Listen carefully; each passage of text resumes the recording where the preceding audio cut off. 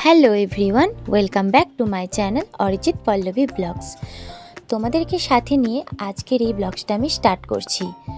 আজ হলো মাঘ মাসের পয়লা আর বুধবার। তো আজকে রাত্রিবেলা আমাদের বাড়িতে পুজো হচ্ছে। মাঘ মাসের পয়লায় যে লক্ষ্মী পুজো হয়, ধানের লক্ষ্মী, সেই লক্ষ্মী পুজো হচ্ছে আজকে আমাদের বাড়িতে। আর আগের দিনে অরিজিৎ সমস্ত কিছু আমাকে এনে দিয়েছে। আর দেখো, বিয়ের আগে পর্যন্ত আমার শাশুড়ি মাই সব কিছু জোগাড়জাতি করতেন, আর তারপর থেকে আমি করছি।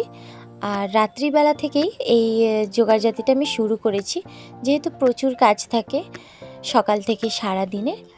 তো দেখো, প্রথমেই আমি এখানে আলপনা দিচ্ছি।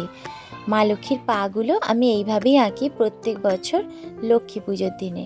আমাদের যে কোজাগরি লক্ষ্মী পুজো হয়, সেই লক্ষ্মী পুজোতেও আমি এইভাবে মা লক্ষ্মীর পা আঁকি। আমার কিন্তু ভীষণ ভালো লাগে ঠাকুরের জোগাড় করতে আর এইভাবে আলপনা দিয়ে পুজো করতে।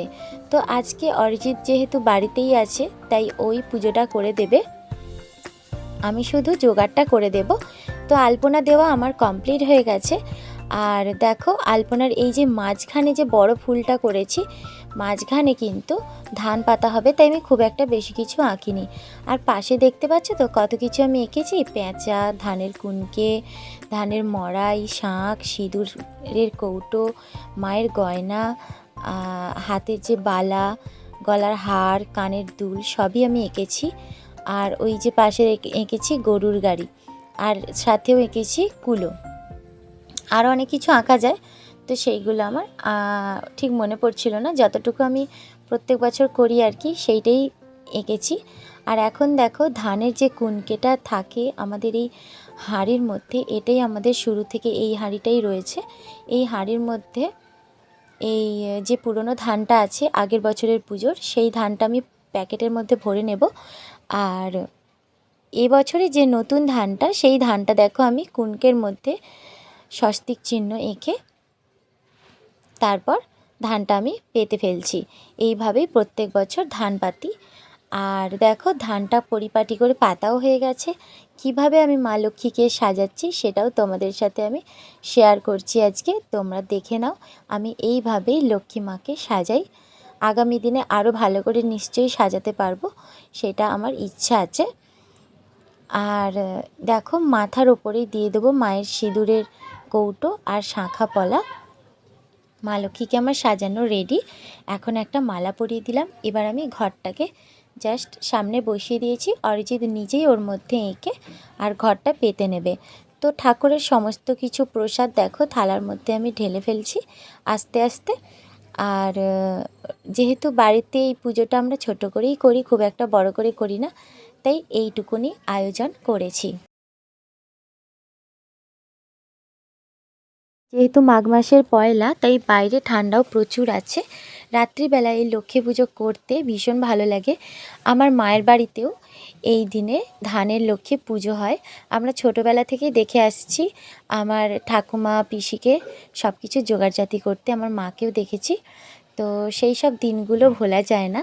তো একটু নিজের হাতে এই সব করে একটু আনন্দ পাই আর কি। তো তোমরা দেখো, আমার তো পুরো গোছানো কমপ্লিট হয়ে গেছে।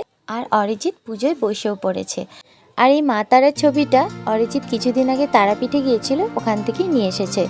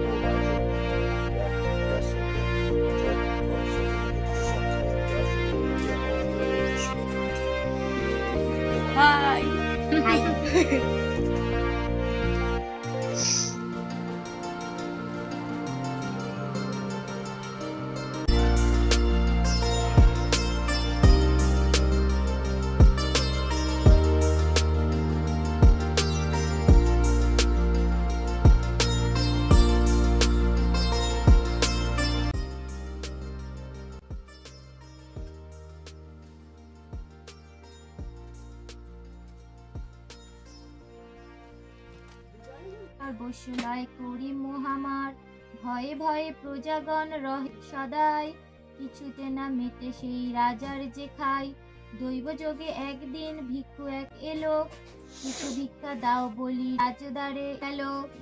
তারে দেখি মহারাজ দূর দূর করে, ক্রোধেতে জ্বালিয়া ভিক্ষু সাপ দিল। আজকের ভিডিওটা তোমাদের কেমন লাগলো অবশ্যই বন্ধুরা কমেন্ট বক্সে কমেন্ট করে জানিও। আর সবাই খুব ভালো থেকো, সুস্থ থেকো। দেখা হচ্ছে আরও একটা নতুন কোনো মুহূর্ত নিয়ে তোমাদের সাথে শেয়ার করতে আমি চলে আসবো বন্ধুরা। এখনের জন্য টাটা।